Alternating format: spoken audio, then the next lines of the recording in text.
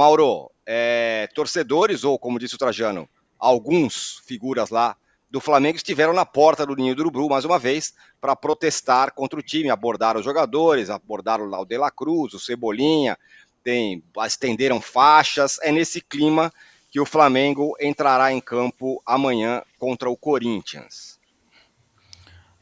Isso aí eu sempre, não tem muito o que acrescentar, né? Como o Trajano falou, são alguns torcedores ali que estão protestando e tudo mais.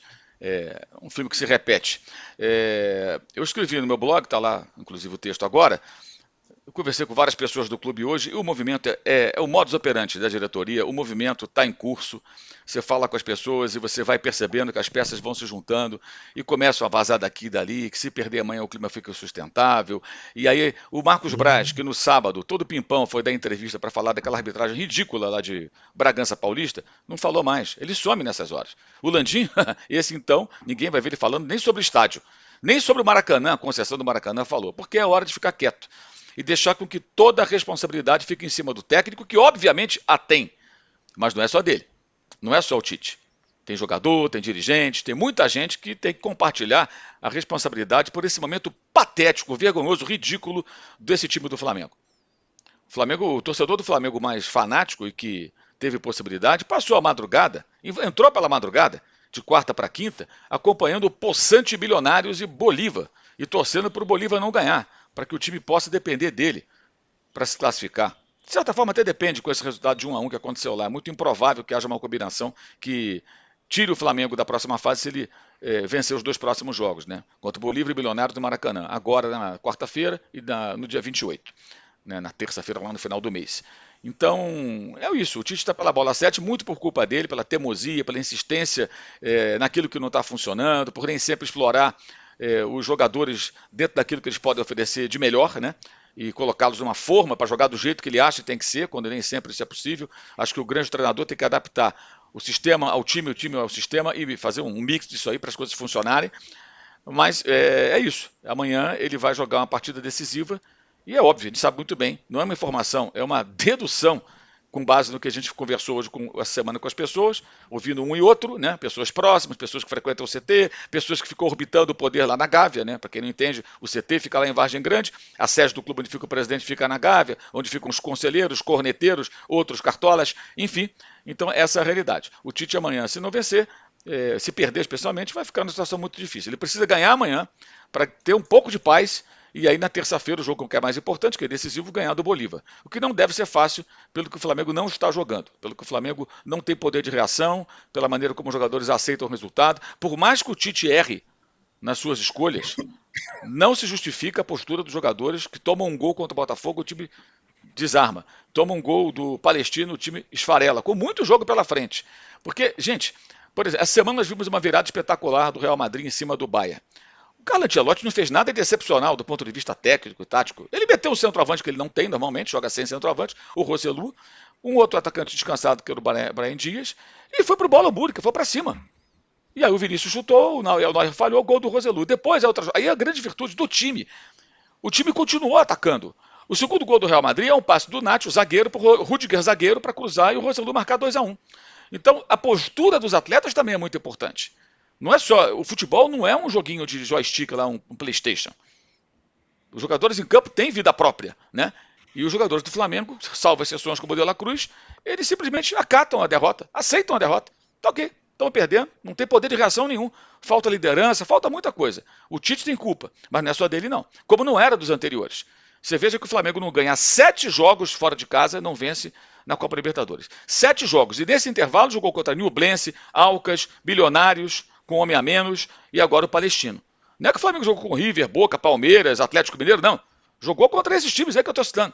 E há 7 partidas não vence fora de casa, com 3 técnicos diferentes, de estilos diferentes e de nacionalidades diferentes. Um português, Vitor Pereira, um argentino, Jorge Sampaoli e agora o brasileiro Tite. Será que a culpa é só do técnico? Mas, enfim, é muito conveniente para a diretoria sempre pagar a multa, dinheiro não falta, né? E jogar a responsabilidade no técnico da vez.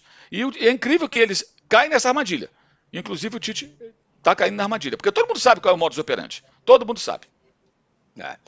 Ô, Juca, é nesse cenário que o Tite entra em campo amanhã, no Maracanã, contra o seu ex-time, que ele não quis enfrentar no ano passado quando chegou ao Flamengo, talvez É por alguma verdade. questão, e agora ele vai ter que enfrentar no pior momento possível. Talvez se ele enfrentasse lá atrás, não seria tão ruim. Futebol e suas ironias, né? Realmente o Corinthians pode pregar um prego profundo, né? Numa eventual saída do Tite, que eu acho improvável, até porque o Corinthians é, nesse aspecto, um adversário ideal para o Flamengo no Maracanã. Embora o Corinthians venha ganhando seus últimos jogos, e a gente possa até detectar, eventualmente, o sinal de que a maré mudou, porque antes o Corinthians jogava mal e perdia ou empatava, e agora o Corinthians joga mal e ganha ou empata. E agora, ganha de quem? Não ganhou de ninguém, de monta, né? Exceção feita a vitória contra o Fluminense. Vai ganhar do Flamengo no Maracanã? É improvável. Eu estou de pleno acordo com o Mauro. Por a responsabilidade nas costas do Tite, seria possível se você dissesse: aí o Tite chegou lá na Gávea, resolveu jogar sem o Pedro, sem o De La Cruz, sem o Léo. Sem... Não. Ele está escalando esses jogadores que o Flamengo tem. Por mais idiotas que fossem as ordens do Tite, os jogadores teriam a obrigação de se arrumar dentro de campo e, com o elenco que o Flamengo tem, ganhar do Palestino, como tem a obrigação de ganhar do Corinthians. Mas está tão frágil que é capaz de não ganhar, porque o Corinthians está moralmente mais fortalecido. Eu, como corintiano, mas detesto a ideia de que seja exatamente o Corinthians o time posto diante do Flamengo para eventualmente salvar a pele do Tite. Mas que é um jogo de risco para o Flamengo, passou a ser. Lembremos de uma decisão de Copa do Brasil em que a diferença de times era até maior e foi aquele perereco, só ganhou nos pênaltis. O que será amanhã é muito interessante de a gente observar. Agora, sem esquecer que se avolumam os escândalos no Corinthians. Agora o caso do Palácio, né? Do equatoriano, que tem uma lesão crônica no joelho. Uma lesão crônica significa dizer alguma coisa que ele tem faz tempo e que não tem praticamente cura. Quem comprou, como comprou, quem levou, é mais um caso para o Conselho Deliberativo do Corinthians perguntar ao seu presidente. Muito bem, pois é. Ó, do outro lado do ponto de vista de tranquilidade, está o Palmeiras, Danilo Lavieri. 5-0 ontem, com o Hendrick comemorando lá, ele falou que é fã do King Kong, comemorou como ia, aí causou uma confusão e tudo mais. 5-0, Palmeiras.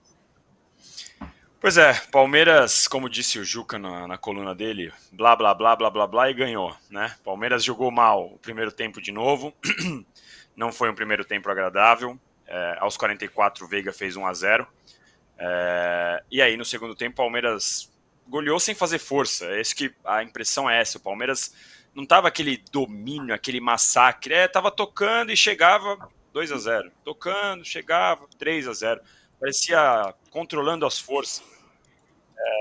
E um grupo que, pelo menos dessa vez, está com o Palmeiras teve a sorte.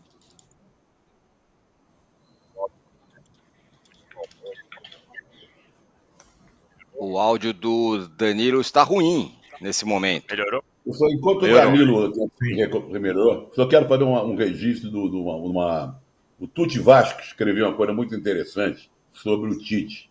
Que o Tite agora é persona non grata em Israel, porque o Flamengo perdeu do Palestino. Boa. Fala, Danilo.